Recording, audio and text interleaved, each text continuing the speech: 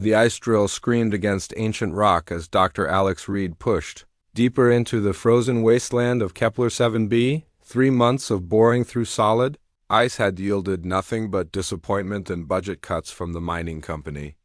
The dead world offered no precious metals, no rare crystals, nothing that could justify the expedition costs. Alex wiped frost from his visor and checked the depth readings one more time. 2 kilometers down and still nothing but ice and stone. The drill bit suddenly lurched forward, striking something hollow. Alex killed the power and peered into the dark shaft. His headlamp revealed a smooth metallic surface, unmarked by the millennia of ice that had buried it. This was no natural formation. He rappelled down the narrow shaft, his breath forming clouds in the frigid air. The metal surface stretched in all directions, clearly artificial and impossibly ancient. It took 6 hours to clear enough ice to reveal an entrance. The door opened at his touch, revealing a chamber filled with soft blue light. In the center sat a single stasis pod, its surface covered in symbols from languages he had never seen.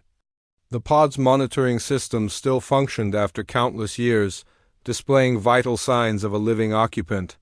Through the transparent aluminum, Alex could see a child, perhaps 10 years old.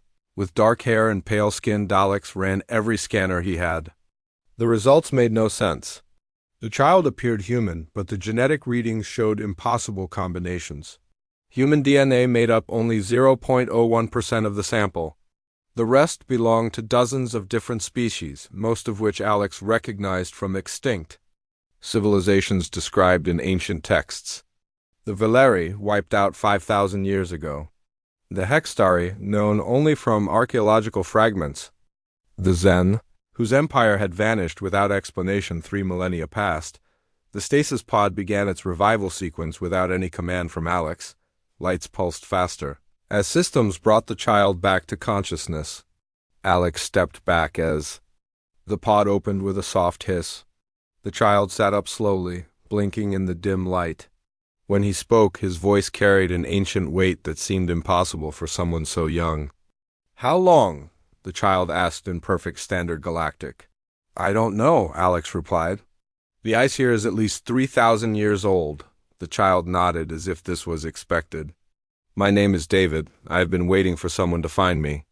He climbed out of the pod with movements that seemed too coordinated for a child.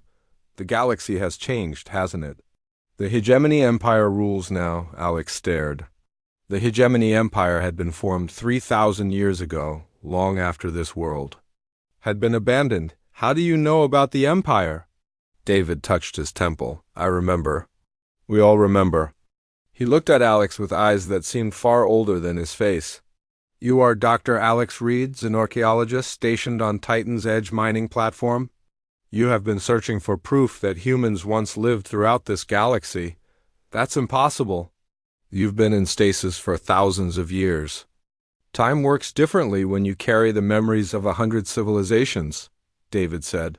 He walked to the chamber walls and touched the strange symbols.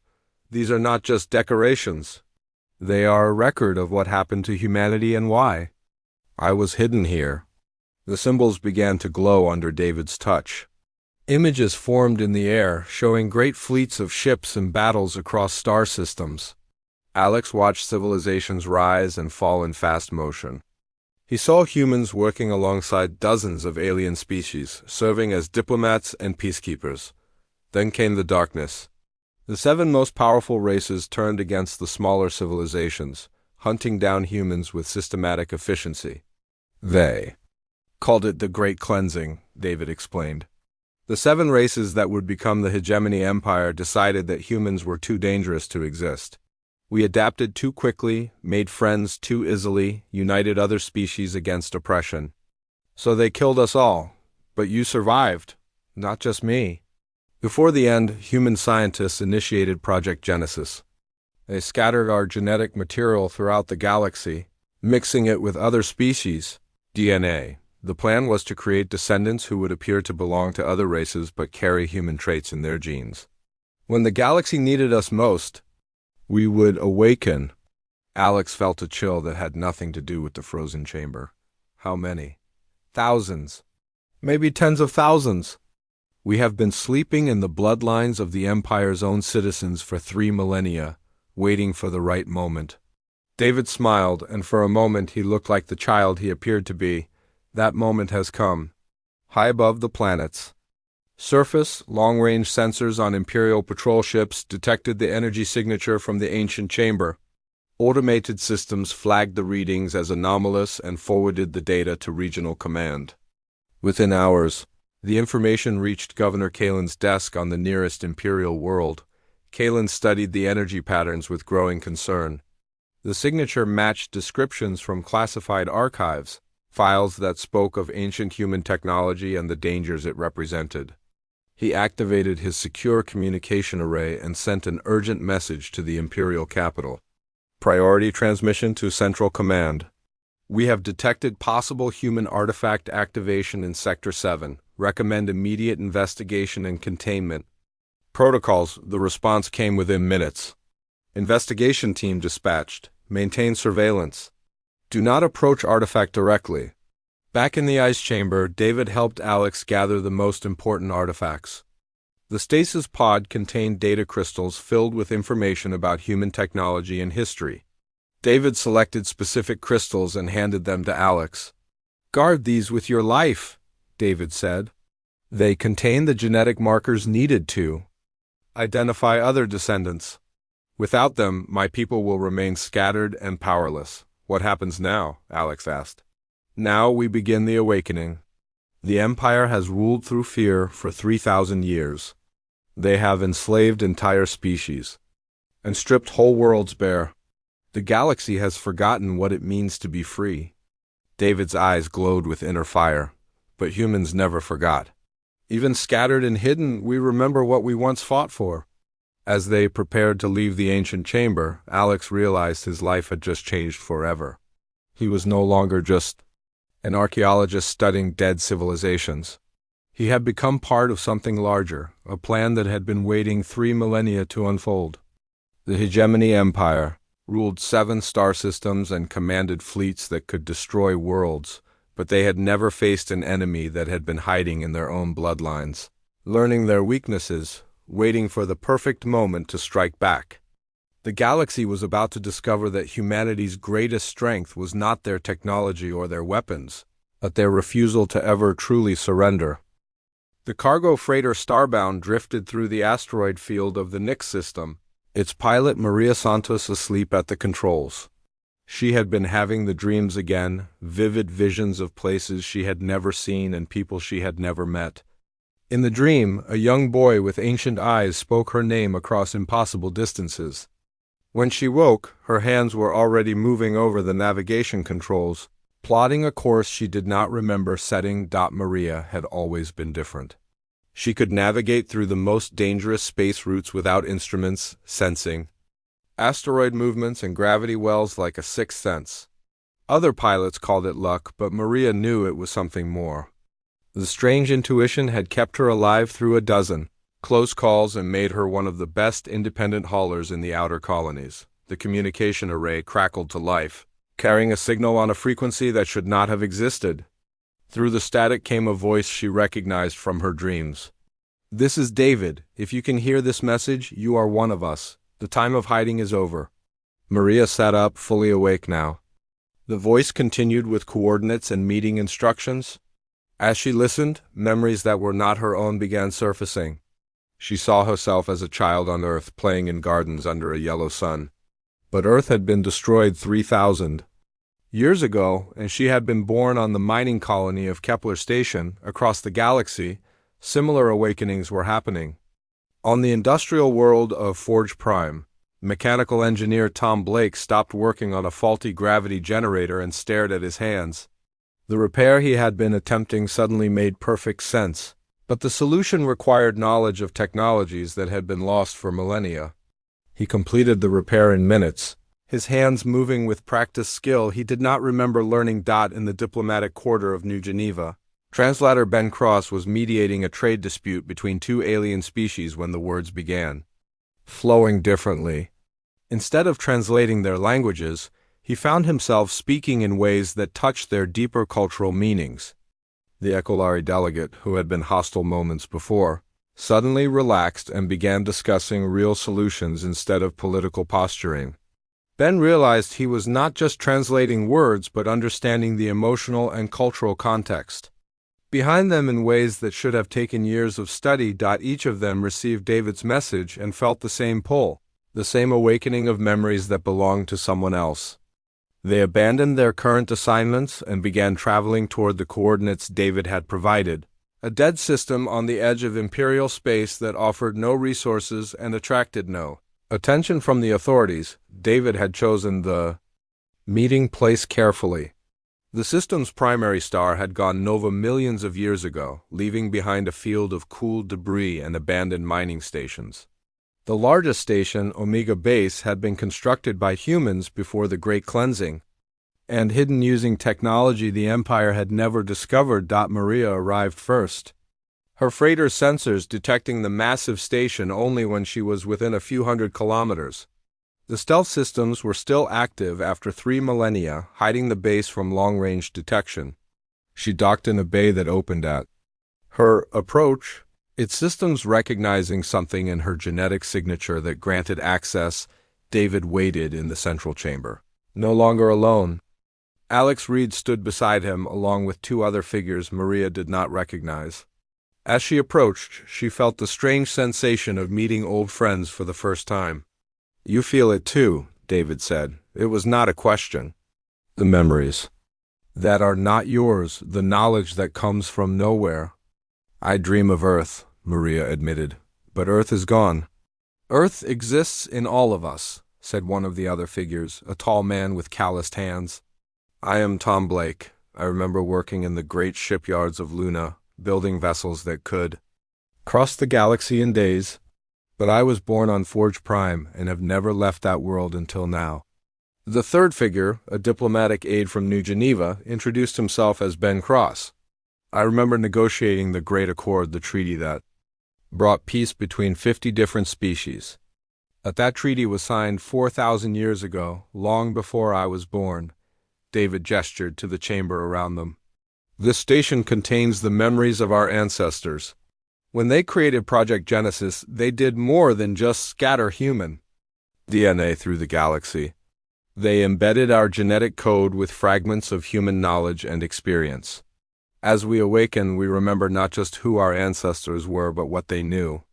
Over the following days, more descendants arrived. Each brought unique skills and memories from the human past. A medical technician from the Centauri colonies who suddenly understood healing techniques from a dozen different species. A security officer who found himself remembering military strategies from wars fought millennia ago.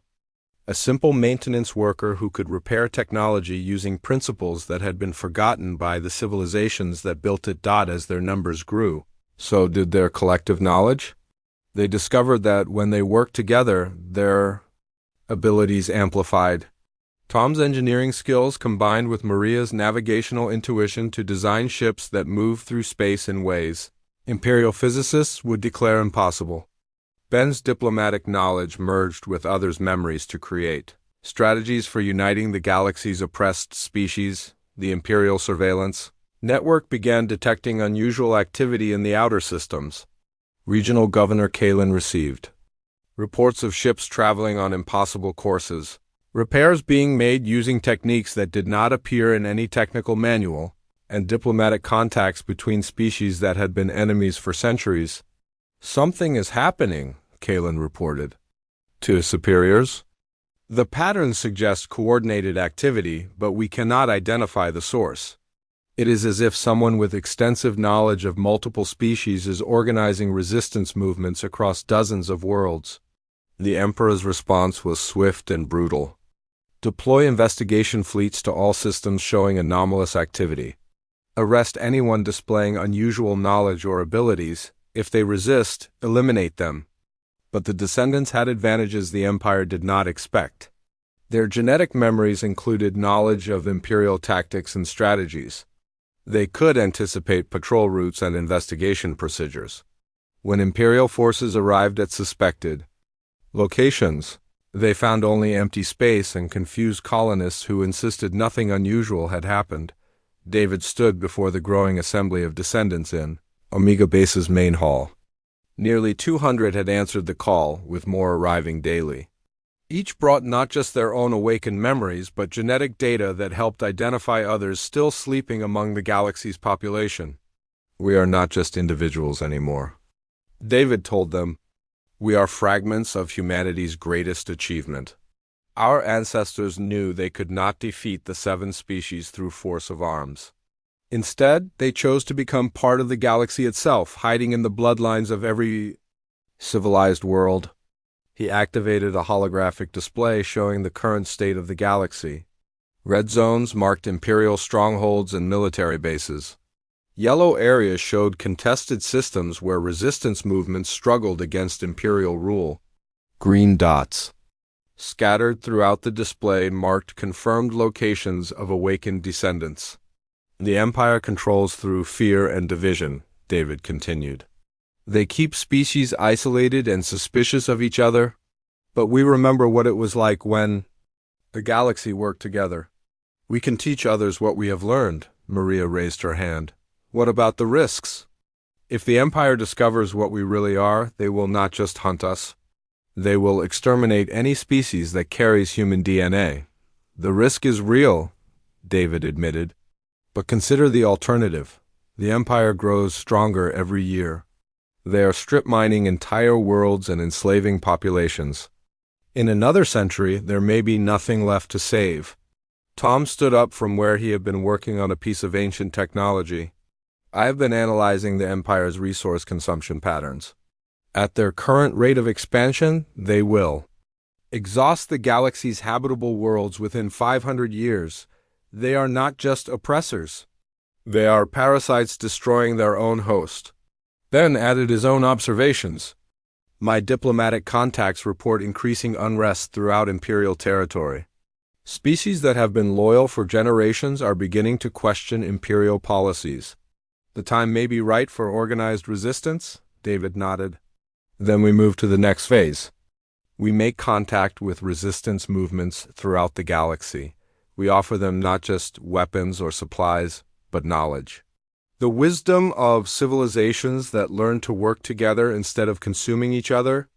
As the descendants began planning their first operations, none of them noticed the small probe that had been watching from the edge of the system.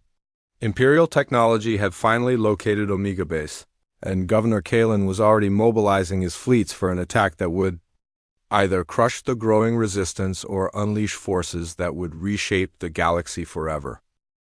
The mining tunnels of Aqua Rex echoed with the sound of excavation equipment, but the Kaleri workers moved with the slow, deliberate pace of the defeated.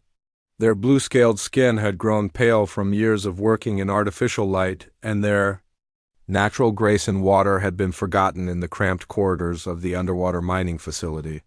Supervisor Thek brandished his electric prod as he walked among them, a reminder that any sign of rebellion would be met with pain. Deep in the abandoned section of the mines, a small group of Kaleri had gathered around a makeshift communication array. The device was crude by Imperial standards, assembled from salvaged components and powered by thermal vents. But it could receive transmissions from across the galaxy, including the frequency that had been carrying strange messages for the past month. This is David speaking to all who dream of freedom. We remember when your people swam in oceans of crystal under 3 purple suns. We remember the songs your ancestors sang to guide ships through the deep currents between stars. The Empire has tried to make you forget, but we remember. Elder Nixel, the oldest of the Kaleri workers, felt tears streaming down his scaled cheeks. The human voice spoke of things that existed only in forbidden stories passed down in whispers. The crystal oceans of their homeworld had been strip-mined centuries ago, reduced to barren rock that could no longer support life. The star songs were forbidden, declared primitive superstition by Imperial authorities. How does he know? Whispered one of the younger Kaleri. It does not matter how, Nixel replied. What matters is that someone remembers what we have lost. Similar scenes were playing out across the galaxy. On the hive worlds of the Threxy Collective, The insectoid workers paused in their endless labor as the voice reached them through underground communication networks. The humans spoke of their ancient democracy, where every voice in the hive had contributed to collective decisions. The empire had replaced their queens with appointed governors, turning the natural cooperation of the hive into mindless servitude. In the energy prisons that contained the lumens, beings of pure light who existed in artificial containers, the message resonated through their crystalline cells. David's voice spoke of their former role as the galaxy's librarians, preserving knowledge and culture from 1,000 civilizations. The Empire had reduced them to living batteries, their consciousness dimmed to power imperial technology. David had spent weeks studying the archives in Omega Base, learning the history and culture of every oppressed species in the galaxy. The human genetic memories provided context, but the technical details came from databases hidden throughout the station. His people had been thorough in their preparations, gathering intelligence on every major civilization and their relationships with each other. The resistance network had grown beyond the awakened descendants. Maria Santos used her cargo routes to smuggle supplies and messages to rebel cells throughout the outer systems.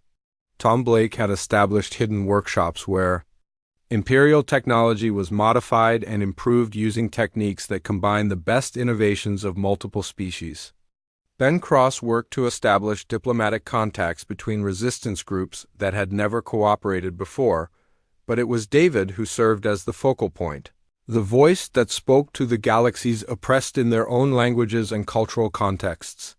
He did not ask them to fight for humanity's vision of freedom. Instead, he reminded them of their own traditions and values that the Empire had forced them to abandon. The first coordinated strike came without warning. On 17 different worlds, rebel cells struck Imperial facilities simultaneously.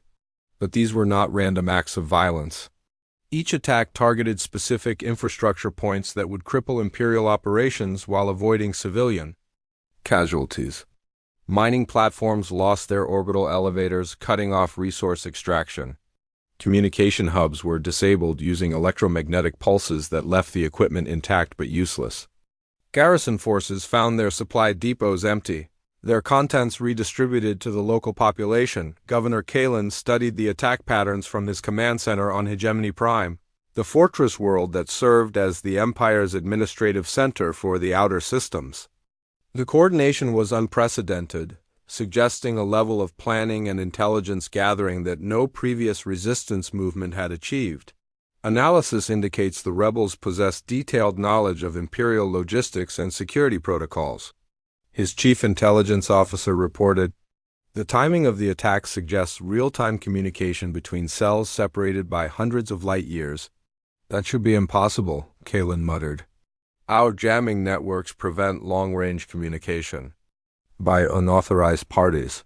The rebels appear to be using communication methods we do not recognize. Our technicians are analyzing captured equipment, but the technology combines elements from multiple civilizations in ways that should not be compatible." Kalen activated the secure channel to Imperial Central Command. Emperor Vorth's image appeared on the holographic display, his 7 eyes glowing with cold fury. The Emperor belonged to the Hegemony's founding species, a race that had evolved from predatory pack hunters and retained their ancestors' instincts for domination. "The outer systems burn while you send reports," the Emperor snarled. "I want this rebellion crushed before it spreads to the core worlds. My lord, this is unlike previous uprisings. The rebels demonstrate knowledge and capabilities that suggest outside assistance. I recommend a thorough investigation before committing major forces. Investigation is a luxury we cannot afford. The rebellion threatens the foundation of Imperial authority. Deploy the 3rd Battle Fleet to the affected systems. Implement Protocol 7 on any world that shows signs of rebellion." Kalen felt a chill at the mention of Protocol 7. The order called for the complete sterilization of planetary populations, leaving the worlds suitable only for Imperial resettlement. It had been used only 3 times in Imperial history, each time to send a message that rebellion would not be tolerated. "My lord, Protocol 7 will destroy valuable mining operations and eliminate entire workforces." The economic impact will be acceptable if it prevents the rebellion from spreading. You have your orders, Governor. The transmission ended, leaving Kalen alone with his doubts. He had served the Empire faithfully for 40 years, rising through the ranks by following orders without question. But Protocol 7 meant the deaths of billions of innocent beings, many of whom had never even heard of the rebellion. Meanwhile, David and his growing network of descendants had established a base of operations in the ruins of Kepler Station, the same system where Alex Reed had discovered the first stasis pod. The abandoned mining platform provided cover for a fleet of ships that defied Imperial understanding. Tom Blake's engineering teams had combined human adaptive technology with the specialized knowledge of dozens of species, creating vessels that could change their configuration based on mission requirements. The ships themselves were small compared to Imperial battlecruisers, but they moved through space using principles that Imperial physicists insisted were impossible. Maria's navigational intuition had been translated into flight computer algorithms that allowed the ships to travel through hyperspace routes the Empire did not know existed. Ben's diplomatic knowledge had established supply lines and safe havens throughout neutral territory, but the real strength of the Resistance lay not in their technology but in their ability to inspire hope. Every successful operation against Imperial forces was broadcast throughout the galaxy, carrying messages that reminded oppressed species of their own history and potential. The Kaleri began singing their ancient star songs in the mines, even when the overseers punished them. The Threxy workers started making collective decisions in defiance of their appointed governors. The lumens pulsed with coordinated light patterns that spelled out messages of resistance in their energy prisons. David stood before the assembled resistance leaders in the main conference room of Kepler Station. Representatives from 20 different species had gathered, many meeting face-to-face for the first time. Decades of Imperial propaganda had taught them to fear and distrust each other, but David's message had reminded them of older bonds. The Empire's strength comes from division, David told them. They convince each species that they are alone, that cooperation is impossible, that submission is the only path to survival. But we remember when the galaxy worked differently. He activated a holographic display showing the ancient star charts from human archives. The galaxy appeared as it had been 4,000 years ago, with trade routes connecting hundreds of civilizations, in a web of mutual support and cooperation. This is what we are fighting to restore, David continued. Not human dominance, but a galaxy where every species can contribute their unique strengths to the common good. The Empire sees diversity as a threat to be controlled. We see it as the galaxy's greatest asset. Elder Nixel of the Kaleri raised a webbed hand. The human speaks of noble goals, but the Empire's response will be brutal. They have the weapons to destroy entire worlds. How do we fight such power? The same way water wears down stone, David replied. Not through single massive strikes, but through persistent pressure applied at exactly the right points. The Empire's power depends on the cooperation of billions of beings across thousands of worlds. When those beings remember that they have choices, the Empire's foundation begins to crumble. The Threxy representative, speaking through rapid clicks and buzzes that Ben translated for the others, expressed concern about civilian casualties. The Imperial response to rebellion had always been savage, with entire populations paying the price for the actions of a few rebels. We will not hide behind civilian populations, David assured them. Our strength lies not in forcing others to fight for us, but in reminding them why they should choose to fight for themselves. Every species represented here was once free. That freedom was not given to them by conquerors. It was their birthright, taken away by force and maintained through fear. As the meeting continued, long-range sensors detected the approach of Imperial battle fleets. Governor Kalen's third battle fleet was moving toward the outer systems with orders to implement Protocol 7. The rebellion's first real test was about to begin, and the galaxy would soon discover whether the descendants of humanity could keep their promise to restore freedom to the stars. The archives beneath Imperial City had not been accessed in over a millennium. deep in the foundations of the emperor's palace, behind security barriers that required genetic authorization from all 7 founding species, lay the true history of the Hegemony Empire. Admiral Crix of the 3rd Battle Fleet stood before the sealed vault, his authorization codes finally granting him access to records that even governors were forbidden to see. Crix had served the Empire for 30 years, rising through the ranks by following orders without question. But the recent rebellion in the outer systems had raised questions he could not ignore. The rebels demonstrated knowledge of Imperial tactics and technology that should have been impossible to obtain. More disturbing, they spoke in the languages and cultural traditions of species that had been extinct for millennia. The voice that called itself David had mentioned things about Crix's own people, the Valkyrie, that existed only in classified historical records. The vault door opened with a whisper of ancient servos. Inside, crystalline storage matrices held the complete records of the Great Cleansing, the systematic campaign that had eliminated humanity from the galaxy 3,000 years ago. Crix had been taught that humans were a dangerous species that had threatened galactic stability through their aggressive expansion and cultural contamination. The official histories described the cleansing as a necessary police action to preserve order. The truth was far different. Crix accessed the first set of records and watched the real history unfold in holographic displays around him. Humanity had not been aggressive expansionists.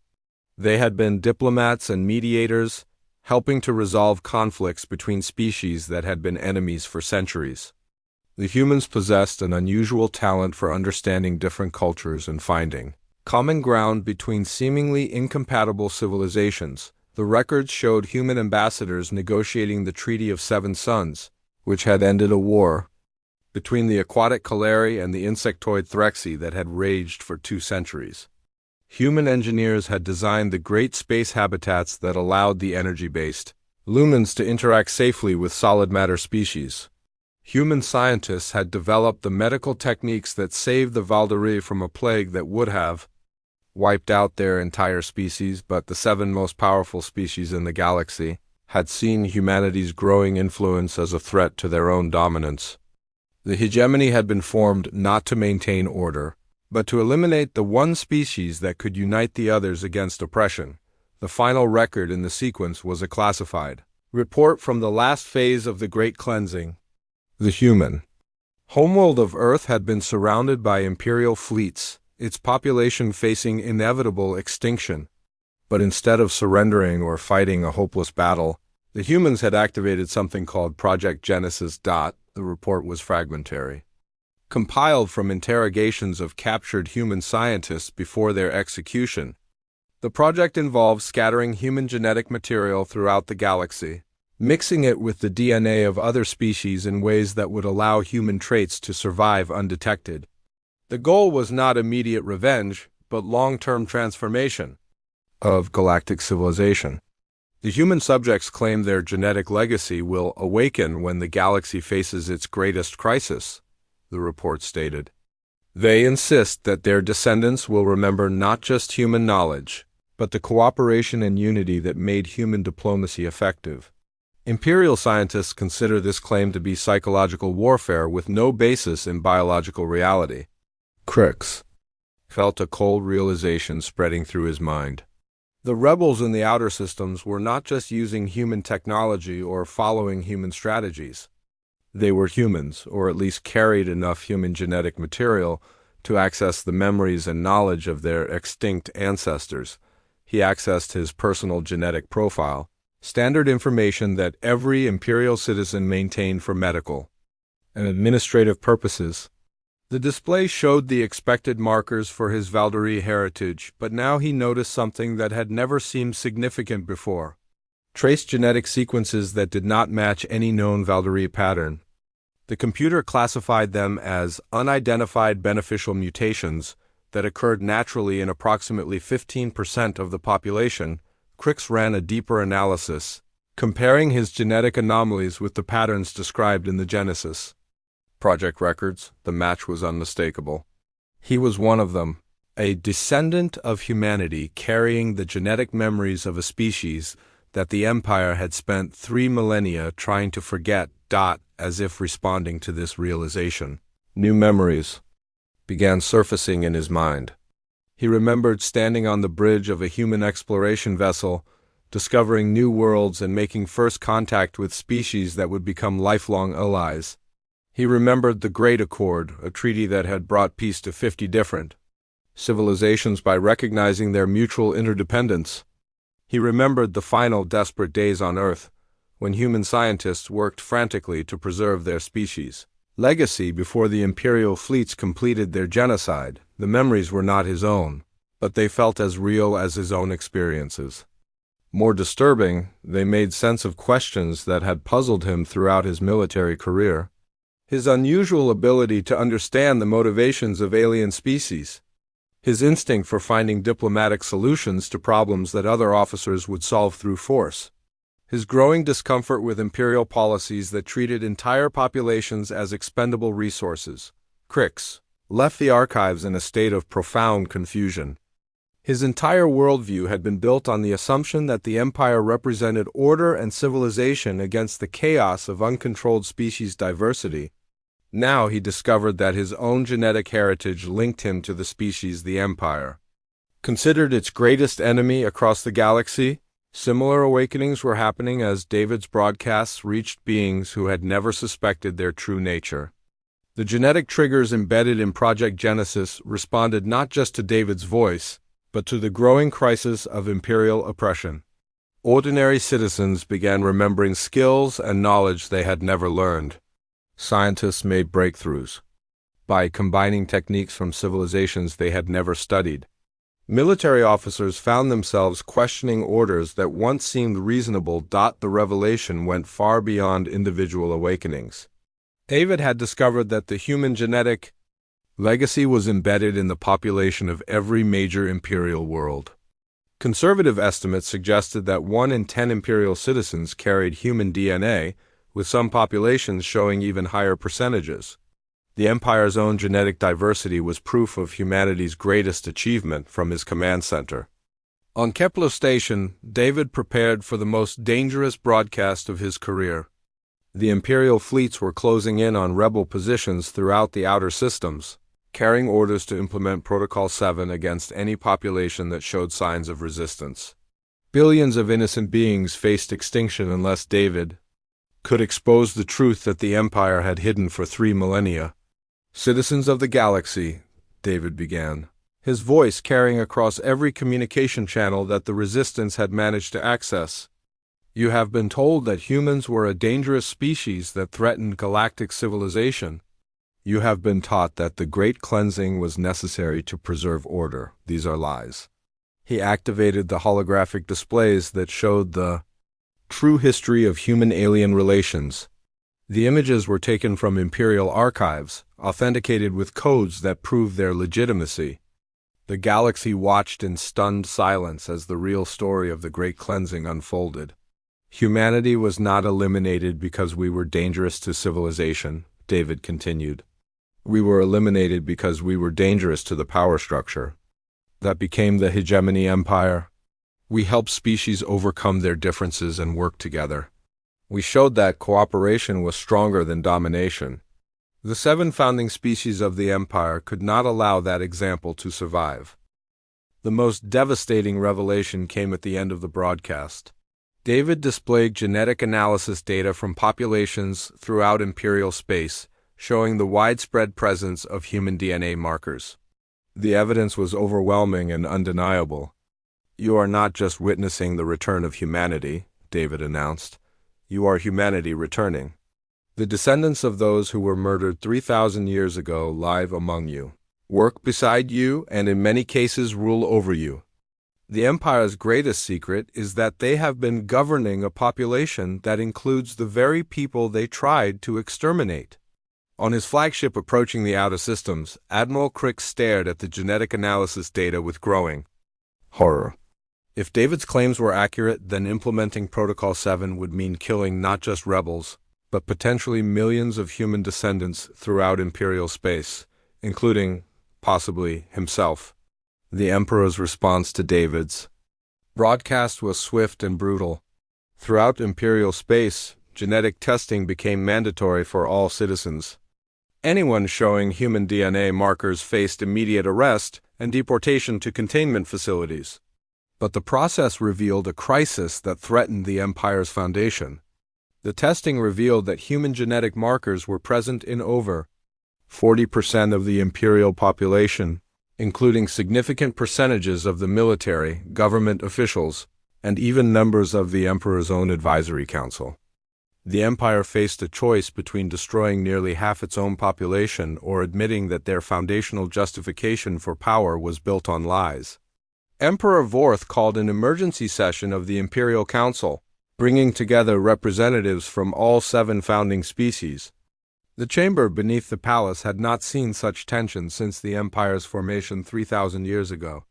"The human contamination is more widespread than our worst projections," the Emperor announced. "We face a choice between purification and compromise. If we eliminate all carriers of human genetic material, we lose the foundation of our civilization. If we allow them to remain, we validate the rebels' claims and undermine our authority." The debate that followed would determine the fate of trillions of beings throughout the galaxy. Some council members argued for complete genetic purification, regardless of the cost. Others suggested that the human influence had been beneficial, contributing to the Empire's technological and cultural development over the millennia. But the Emperor had already made his decision. If the Empire could not eliminate humanity's genetic legacy, then it would eliminate the galaxy itself rather than allow human influence to spread. Deep in the palace archives lay weapons of unimaginable power, artifacts left behind by civilizations that had transcended physical existence billions of years ago. The Emperor would rather rule over dead worlds than share power with the descendants of humanity. As David and his allies prepared for the final confrontation, they knew they faced an enemy that would choose universal destruction over accepting change. The battle for the galaxy's future would be fought not just with weapons and fleets, but with the fundamental question of whether diversity and cooperation could triumph over the fear and hatred that had driven the Empire's reign of terror for 3 millennia. The awakening had begun, but the true test of humanity's legacy was yet to come. The ancient weapon chamber beneath Imperial City hummed with power that had been dormant for eons. Emperor Vorth stood before the Void Engine, a device created by the precursors who had ruled the galaxy billions of years before any current species had evolved. The massive crystalline structure pulsed with dark energy that could unmake entire star systems, reducing matter itself to quantum foam. The Emperor's 7 eyes glowed with fanatic determination as he initiated the activation sequence. If he could not rule a galaxy purified of human influence, then he would rule over nothing at all. The Void Engine would spread across the galaxy like a plague, consuming every world that harbored the genetic legacy of humanity. Better to reign over empty space than to share power with the descendants of the species the Empire had tried so hard to eliminate. "My lord," Admiral Crix's voice echoed through the chamber's communication system. "The Third Fleet is in position around the rebel strongholds. We await your orders to implement Protocol 7. Vorth smiled, an expression that would have terrified any being who witnessed it. "Proceed with Protocol 7, Admiral. But understand that it is only the beginning. The Void Engine will complete what we started 3,000 years ago." High above the planet's surface, Crix stood on the bridge of his flagship and stared at the target coordinates. The worlds below teemed with life, billions of beings who had never taken up arms against the Empire. Most did not even know about the rebellion. But Protocol 7 made no distinction between combatants and civilians. The Imperial fleet's weapons would sterilize entire continents, leaving the planet suitable only for Imperial resettlement. The genetic memories that had awakened in Crix's mind showed him a different path. He remembered human commanders who had refused orders that would cause unnecessary civilian casualties. He remembered the code of conduct that had made humanity respected throughout the galaxy, the principle that power should be used to protect the innocent rather than eliminate the inconvenient. "Admiral," his tactical officer reported, All ships report ready to fire on your command. Crix closed his eyes and felt the weight of decision. His entire career had been built on following orders without question.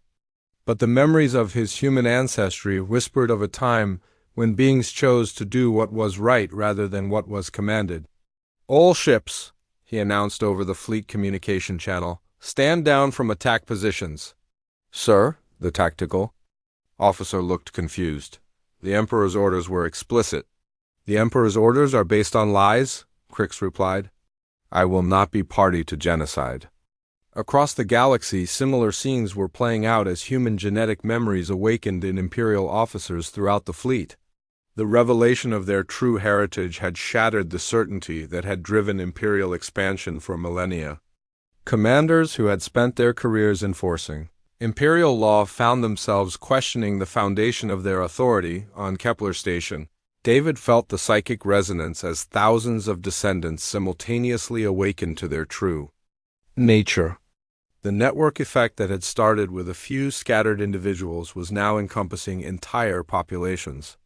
The genetic triggers embedded in Project Genesis were responding to the crisis, activating dormant memories and abilities in anyone who carried even trace amounts of human DNA. "The fleet is breaking apart," Maria Santos reported from her position at the sensor array. "Imperial ships throughout the outer systems are refusing orders or actively joining the rebellion." Tom Blake looked up from his engineering station where he had been monitoring the Void Engine's activation. "David, we have a bigger problem. The Emperor has activated something called the Void Engine. The energy signature suggests it can destroy matter at the quantum level." David felt the ancestral memories stir as he recognized the threat.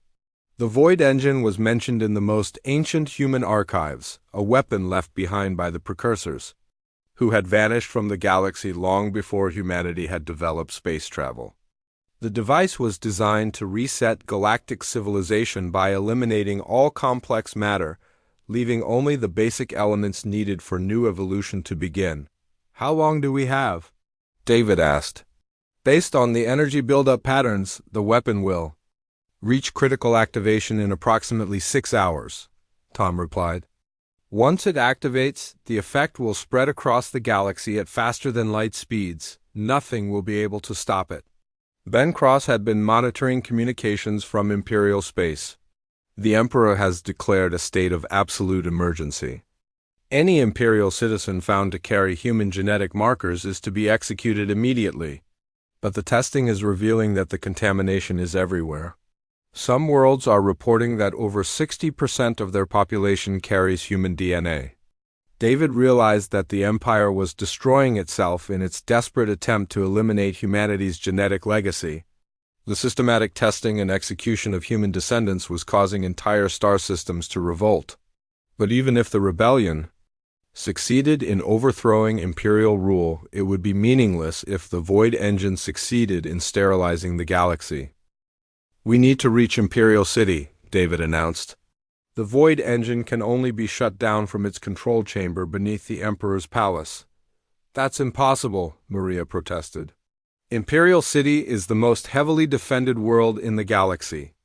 Even if we could get past the orbital defenses, the palace itself is surrounded by force fields that would take a fleet to penetrate." David smiled, feeling the confidence of his ancestors flowing through him. "We are not going to attack Imperial City. We are going to liberate it." The plan that David proposed defied every conventional military strategy.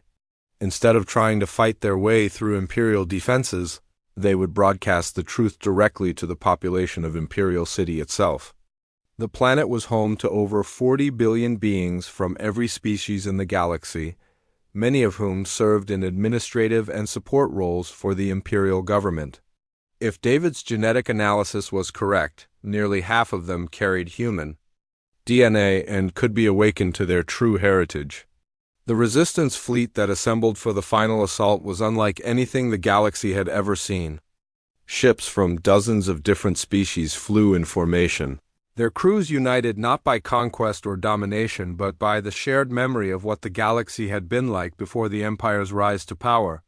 Human descendants served alongside Kaleri, navigators, Threxy engineers, and Lumen energy specialists. each contributing their species' unique capabilities to the common cause. Admiral Crix had brought most of the Third Fleet with him when he defected from Imperial service. The sight of Imperial warships flying in formation with rebel vessels sent shockwaves throughout the galaxy. For the first time in 3,000 years, the Empire's military supremacy was being challenged by its own forces. As the fleet approached Imperial City, David prepared for the most important broadcast of his life. The Awakening Network had grown to encompass millions of descendants throughout the galaxy, their combined consciousness creating a psychic resonance that could reach every being who carried human genetic material. Citizens of Imperial City, David began, his voice carried on every communication frequency the Resistance could access. You have been told that you serve the greatest civilization in galactic history. You have been taught that the Empire brought order to a chaotic universe. But you have also felt the doubts, the questions that your superiors cannot answer.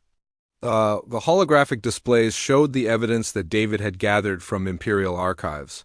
The true history of the Great Cleansing, the systematic genocide of humanity, and the lies that have been used to justify 3 millennia of oppression.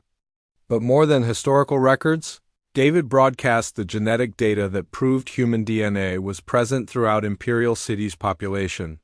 You are not servants of the Empire, David announced. You are the children of those the Empire tried to murder. The memories of your ancestors live within you, waiting to be awakened.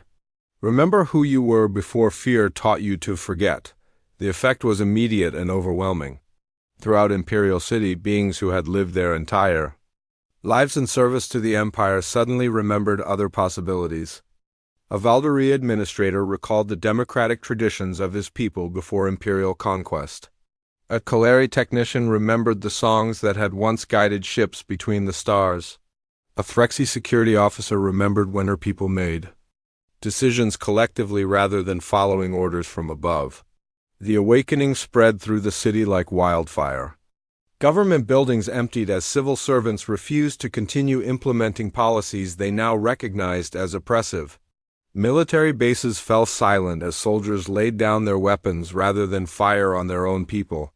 The orbital defense network powered down as its operators chose to welcome the rebel fleet rather than defend the regime that had built its power on genocide. Emperor Vorth watched his empire crumble from the depths of his palace bunker. The Void Engine was nearly ready to activate, but the uprising in Imperial City had cut power to several critical systems. He would need to complete the activation manually, even if it meant his own destruction in the process. David and a small team of descendants fought their way through the palace's automated defenses, using their awakened memories to navigate security systems that had been designed by human engineers millennia ago. The Emperor had forgotten that humanity had helped construct many of the Empire's foundational technologies during the brief period of cooperation before the Great Cleansing. The final confrontation took place in the Void Engine Chamber, where Emperor Vorth stood alone before the ancient weapon. His 7 eyes blazed with hatred as he saw David approaching. You think you have won? The Emperor snarled. But I will not allow the galaxy to fall under human influence again. Better to destroy everything than to submit to your contamination.